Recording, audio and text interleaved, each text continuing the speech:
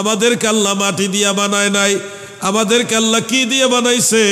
পবিত্র কোরআনের মধ্যে বলেছেন সুম্মা জাআলা নাসলাহু মিন সুলালাতিন মিন মাইম মাহিন। বনি আদম যারা আছে গো,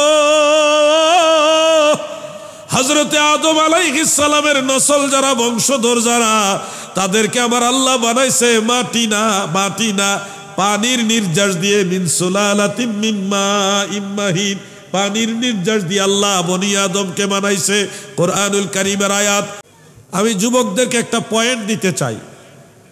যারা বলেন যে আমরা নবী মাটির তৈরি, আমরাও মাটির তৈরি, সব মানুষই মাটির তৈরি, তাদের প্রধান দলিল যে কোরআনের মধ্যে আছে, মিনহা খালাকনাকুম ওয়া ফিহা নুঈদুকুম ওয়া মিনহা নুখরিজুকুম তারাতান উখরা।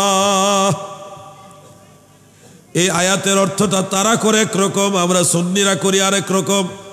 তারা বলে এই মাটি দিয়ে সব মানুষকে আল্লাহ সৃষ্টি করেছে। মিনহা খালাকনাকুম, এই মাটি থেকে তোমাদের সবাইকে সৃষ্টি করেছে।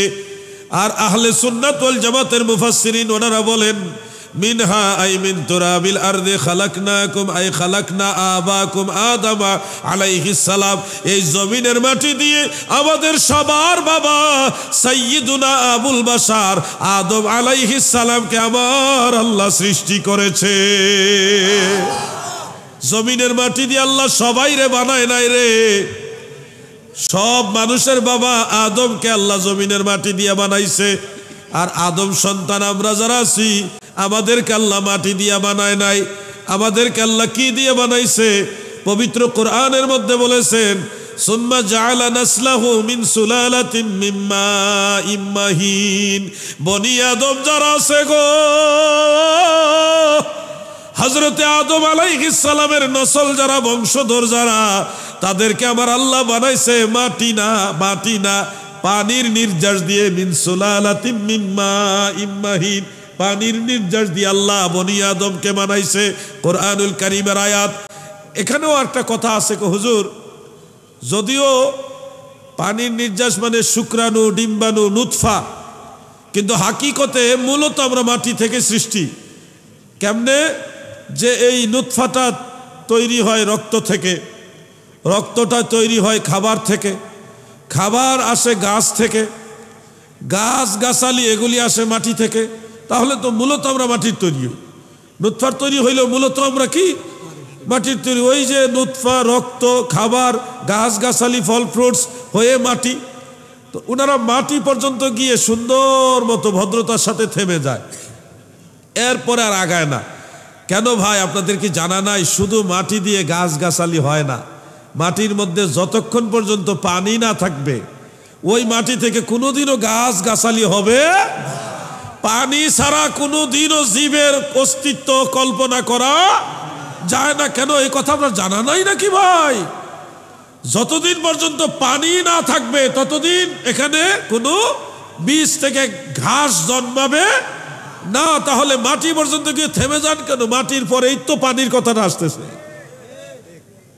অতএব আল্লাহর কোরআনে যে বলেছে এটাই ঠিক। আল্লাহ আমাদেরকে পানির নির্যাস দিয়ে সৃষ্টি করেছেন। ভাই আমার, কোরআনের আরেক আয়াত আল্লাহ বলেন আলাম নাখলুকুম মিন মাইম মাহিন। আমি কি তোমাদেরকে পানির নির্যাস থেকে সৃষ্টি করিনি? মানে আমি তোমাদেরকে পানির নির্যাস থেকে সৃষ্টি করেছি। এটা কোরআনের আয়াত। এজন্য বলবো, আমরা মানুষ যারা আছি, আদম সন্তান, আমরা কেউ মাটির তৈরি না, আমরা কেউ মাটির তৈরি না। আমরা যার যার মা বাবার শুক্রাণু, ডিম্বাণু, নুতফার তৈরি, পানির তৈরি। ওয়া হুয়াল্লাযী খালাকা মিনাল মাই বাশারা। আল্লাহ তাআলা বাশার বা মানুষ সৃষ্টি করেছেন পানি থেকে। মিনাল মাই, মাউন মানে পানি। আমার নাক বন্ধ, যার কারণে দন্তন্য বা নুনের উচ্চারণটা ঠিক মতো হচ্ছে না।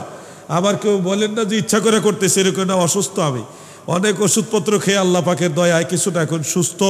সারাদিন আমার জ্বর, গায়ে ঠান্ডা এবং কাশিও ছিল, মানে অসুস্থ ছিলাম, বিছানা পড়ে আসছিলাম। তো আল্লাহ পাকের দয়া, আপনাদের দোয়ার বরকতে সন্ধ্যার পরের থেকে একটু সুস্থ হয়েছি। তো এই জন্য আসছি। আবার দেখেন, এই একটা মাহফিলের জন্য আসছি। আবার এই আজকে রাতারাতি আবার সিলেট যাইতে হবে। শুধু এই একটা মাহফিলের জন্য আমি কষ্ট করে আসছি। জানের দিকে তাকাইছি না। না আসলে তো ঠিকই আপনারা বদদুয়া দিয়ে বসতেন। অনেকে গালাগালিও করে আপনারে মাহফিল মিস করলে, বক্তা মরুক মইরা গেল গাইতইব, এই হইলো কথা আমাদের নাকি? মরলেও আওয়া লাগবে, এই তো কথা। একজন লোক আমার দাওয়াত দিছিল চাঁদপুরে, দেওয়ার পরে যে কোনো একটা কারণে আমি মাহফিলে যাইতে পারতেছি না। ওই বক্তা, উনিও বক্তা, উনি আপনি মরলে আপনার লাশ পর্যন্ত এখানে আসা লাগবে। আমি আপনি কি বলদ নি? কেন? আমি আপনি যে সুন্দর করে আমার বুঝাই কইতেন যে ভাই আপনি একজন আলেম মানুষ, আমিও আলেম মানুষ, আমার ইজ্জত যায়, এই সম্মানের সমস্যা, আমি চেষ্টা করতাম। আপনি যেই কথা কইছেন এখন আমি পারলেও যাইতাম না, পরে গেছি না মাহফিলার। এই কথা বললে আর যাওয়া যায় নাকি? সে জানমালের নিরাপত্তার ব্যাপার আছে না, মরলে লাশটাও যাইতে হবে মাহফিলে। এই লোক তো ডাহাইত, কথা ঠিক কিনা ভাই? আজকে আপনাদের বদদোয়া যেন না দেন, এই জন্যই কষ্ট করে আসছি। আপনারা দোয়া করবেন আমরা যেন ময়দানে কথা বলতে পারি, বদদোয়া দিয়েন না। অনেক সময় কোনো কারণে মাহফিলে না যাইতে পারলে একবারে বদদোয়া দিতে গালাগালি, ফেসবুক তো আছে, ফেসবুক শরীফ, আরে যে পারে হেও লেখে, যে পারে না হেও লেখে, এটা তো সবাই এক্সপার্ট। এক পিসাব কয়দিন আগে এক জায়গায় গেছে, আরেকজন বড় আলেমকে আপনার মোবাইল নাম্বারটা দেন, মুরিদানরাকে আপনার হুজুরে মোবাইল ব্যবহার করে না। হুজুরে লো ইয়াং মানুষ, বেশি বয়স হয়েছে না, উনি বলে মোবাইল ব্যবহার করে না। হুজুরে চুপচাপ বসে রয়েছে, ভক্তরা আমরা হুজুরে মোবাইল ব্যবহার করেন, অথচ হুজুরের ফেসবুক আইডি আছে। কত ভদ্র, চিন্তা করছেন? তো এত না, আমাদেরকে সুযোগ দিবেন, দোয়া করবেন ময়দানে যেন আমরা খেদমত করতে পারি। সামান্য বিষয় নিয়ে আমাদেরকে একবারে গালাগালি করে 14 গোষ্ঠী উদ্ধার করে দিয়েন না, সুযোগ দিবেন, সহযোগিতা করবেন। আল্লাহ আমাদের সবাইকে মিলেমিশে ময়দানে কাজ করার তৌফিক দান করেন, বলেন আমিন। সালাতুন ইয়া রাসূলুল্লাহ, সালামুন ইয়া হাবিবাল্লাহ, বলুন সালাতুন ইয়া।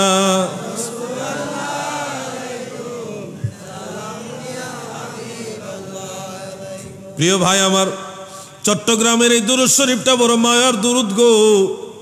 মনে রাখবেন, এই দুরূদ শুধু চট্টগ্রামের না, এই সালাতুন ইয়া রাসূলুল্লাহ আলাইকুম, সালামুন ইয়া হাবিবাল্লাহ আলাইকুম, এই দুরূদ শুধু চট্টগ্রামের আলেমদের না, প্রায় 1000 বছরের আগের ইমাম যারা, তাদের কিতাবের মধ্যে ওই দুরূদ আছে। বরং এটা কোরআনের নির্দেশিত দুরূদ। আল্লাহ তাআলা বলেছেন, সল্লু আলাইহি ওয়া সাল্লিমু তাসলিমা, তোমরা আমার নবীর উপরে দুরূদ পড়ো এবং তাজিমের সাথে সালাম দাও। দুরূদ এবং সালাম দুইটা জিনিসের আদেশ দিয়েছে আল্লাহ, যার কারণে আপনি খেয়াল করে দেখেন, প্রথমটা হলো দুরূদ, সালাত, সালাতুন ইয়া রাসূলুল্লাহ, এরপরে দ্বিতীয়টা হলো সালাম, সালামুন ইয়া হাবিবাল্লাহ। খেয়াল করছেন নি? প্রথমটা সালাত আর দ্বিতীয়টা কি? সালাম। আল্লাহর কোরআনে বলছে সল্লু আলাইহি, সালাত, ওয়াসাল্লিমু এবং সালাম দাও, সালাত এবং সালাম। ঠিক এই দুরূদ শরীফটা কোরআনের আয়াতের সাথে কত সুন্দর মিলে যাচ্ছে। সালাতুন ইয়া রাসূলুল্লাহ, সালামুন ইয়া। গজলের মধ্যে আমরা নবীর সালাত এবং সালাম দুইটাকে একসাথে করি। আমি একটা গজল মাঝে মধ্যে গাই, আমিও আজকেও গাইতে চাই, আপনারা কি আমার সাথে একটু শরীক হবেন?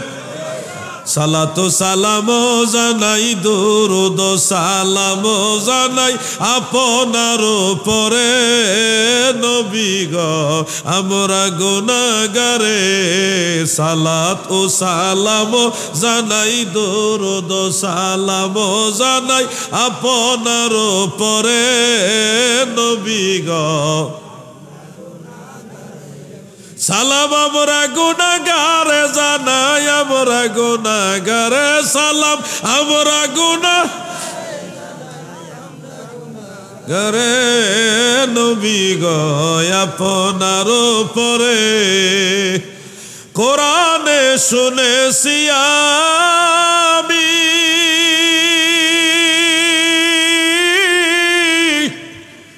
ও নবী গুনাহগারের বান্ধব তুমিও,